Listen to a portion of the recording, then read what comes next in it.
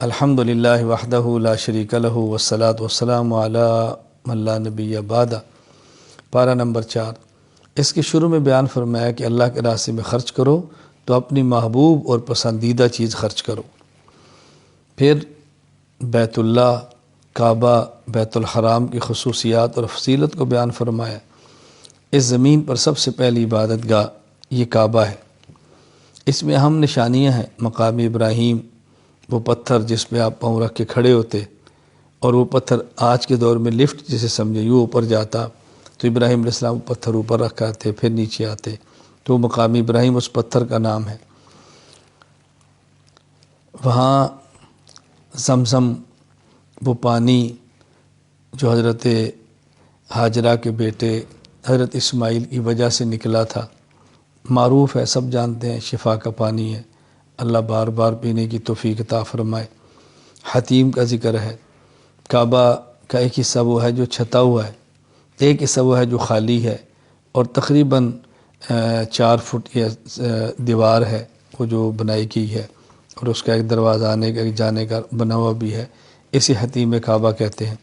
تو وہاں مقام ابراہیم ہے، زمزم ہے، حتیم کعبہ ہے، شاعر ہیں، امن کی جگہ ہے، صفا ہے، مروہ ہے، یہ سب چیزیں وہاں پہ اللہ تعالیٰ نے فرمائی کہ یہ ایسی چیزیں ہیں جو اللہ تعالیٰ کی طرف سے نشانیاں ہیں۔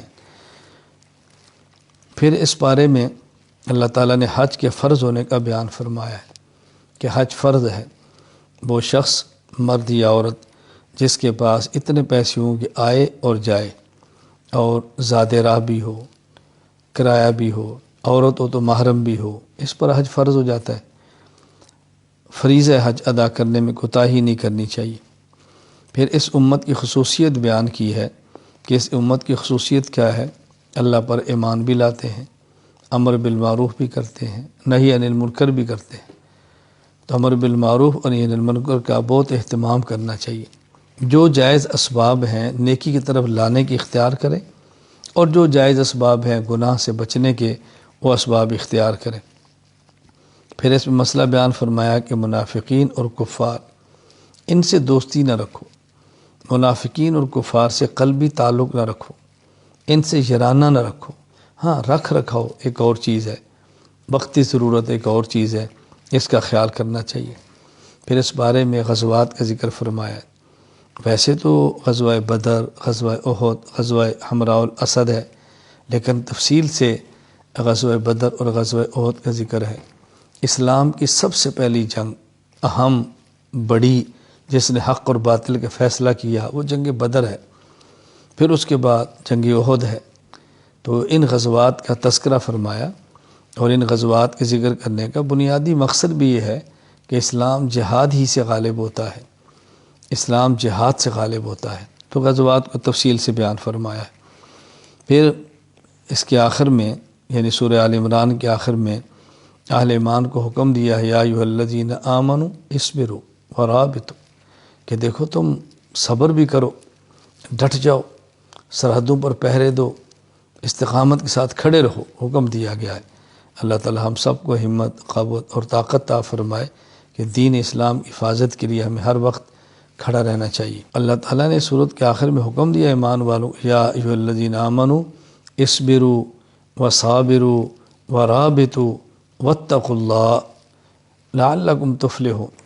اصبروا، صبر کرو، وصابروا، دشمن سے مقابلہ ہو تو ڈٹ جاؤ، ورابطوا، محاذوں پر پہرے دو، واتقوا اللہ، اور ہر معاملے میں اللہ سے ڈرتے رہو، اسی میں تمہاری نجات اور کامیابی ہے۔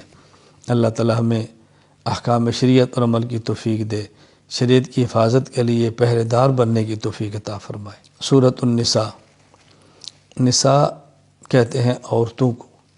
تو اس میں چونکہ اللہ تعالیٰ نے خواتین کے متعلقہ احکام بہت بیان فرمائے، تو سورت کا نام سورۃ النساء رکھ دیا گیا۔ حیران کن بات یہ ہے کہ پورے قرآن میں اللہ تعالیٰ نے سورۃ الرجال کے نام پر کوئی سورت نہیں نازل فرمائی، البتہ سورۃ النساء کے نام پہ سورت نازل فرمائی۔ کس قدر عظمت دی ہے عورت کو کہ ان کے نام پہ سورت نازل فرما دی ہے۔ اب اس پروپیگنڈے سے متاثر ہونا کہ اسلام عورت کو عظمت نہیں دیتا، اسلام عورت کے حقوق کا خیال نہیں کرتا، یہ بہت بری بات ہے۔ میں سمجھتا ہوں اسلام نے خواتین کی عصمت بیان کی ہے، حقوق بیان کیے ہیں، کوتاہی ہماری ہے کہ ہم اسلام پر عمل نہیں کر رہے، ورنہ اسلام نے سب کچھ دے دیا ہے۔ اس میں کئی ایک احکام بیان کیے ہیں۔ ایک مسئلہ بیان کیا تعدد ازواج کا، یعنی ایک سے زائد نکاح۔ یہ بات ذہن نشین فرما لیں، ایک سے زائد نکاح کرنا جائز ہے، ضروری نہیں ہے۔ اگر اس شخص کے پاس ہمت، طاقت ہو، اسباب ہوں، عدل کرتا ہو، تو ایک سے زائد شادیاں کرنے والا ایک شادی کرنے والے سے افضل ہے، جس میں کوئی شک نہیں ہے۔ لیکن حقوق ادا نہ کرے تو مواخذہ بھی بہت سخت ہے۔ بہرحال خلاصہ یہ ہے کہ ایک سے زائد کی اجازت دی گئی ہے۔ اپنے حالات اور ماحول کو دیکھ کر آپ ذرا خیال کریں، ایسا کہیں نہ ہو کہ آدمی دوسری شادی کرے تو پہلی کا جو معاملہ ہے وہ ذرا نامناسب ہو جائے، خاندانی نظام تباہ ہو جائے۔ ہر بندے میں اس کی سکت اور ہمت نہیں ہوتی۔ خیر، تعدد ازواج کا مسئلہ بیان فرمایا ہے، پھر میراث کا مسئلہ بیان فرمایا ہے، وراثت کے اصول بیان فرمائے ہیں، کس کو کتنا حصہ دینا اس کا ذکر فرمایا ہے، محرمات کو بیان کیا ہے، یعنی کس سے نکاح کرنا جائز ہے، کس سے ناجائز ہے، کس سے حرام ہے، اس کا ذکر فرمایا۔ یہ بات یہ نشین فرما لیں، نکاح کے حرام ہونے کے بنیادی طور پہ 3 اسباب ہیں۔ نمبر 1 نسب، یعنی خون کے جو رشتے ہیں۔ نمبر 2 رضاعت، جو دودھ پینے سے رشتے ہوتے ہیں۔ نمبر 3 مساہرت، جو شادی کرنے سے رشتے ہوتے ہیں۔ جس طرح کسی عورت سے نکاح ہو گیا ہے، رخصتی ہو گئی ہے، تو اس کی والدہ سے نکاح نہیں ہو سکتا، تو یہ مساہرت کی وجہ سے ہے۔ تو یہ بنیادی 3 قسم کے اسباب ہیں۔ باقی تفصیل سے بتا دیا ان محرمات کو، اور پھر حرمت متع کو بیان فرمایا ہے کہ جس طرح زنا حرام ہے اسی طرح متع حرام ہے، اور متع زنا ہی ہے، کوئی الگ چیز نہیں ہے۔ یہ بات اچھی طرح ذہن نشین فرما لیں۔ اللہ تعالی ہمیں حلال کو حرام سمجھنے کی اور حرام کو حرام سمجھنے کی توفیق عطا فرمائے۔ اللہ تعالی ہمیں حرام سے بچائے اور اللہ تعالی ہمیں حلال عطا فرمائے۔ آخر دعوانا ان الحمد للہ رب العالمین۔